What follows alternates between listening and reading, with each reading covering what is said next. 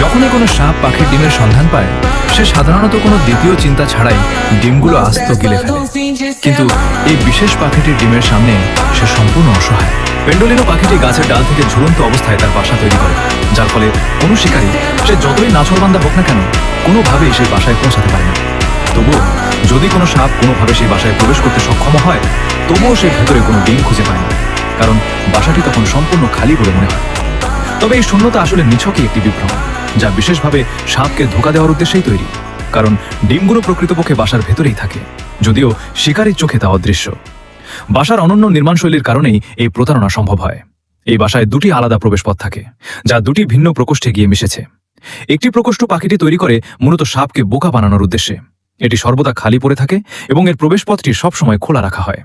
এর বিপরীতে দ্বিতীয় প্রকোষ্ঠটির প্রবেশপথ থাকে অত্যন্ত গোপন। এই গোপন আস্তানার ভেতরেই পাখিটির ছানারা নিরাপদে ও সুরক্ষিত অবস্থায় থাকে, কারণ বাসার ভেতরে লুকিয়ে থাকা এই গোপন প্রকোষ্ঠটি সম্পর্কে সাপ সম্পূর্ণ অজ্ঞ থেকে যায়। এই ভিডিওটি ভালো লাগলে লাইক এবং সাবস্ক্রাইব করবেন।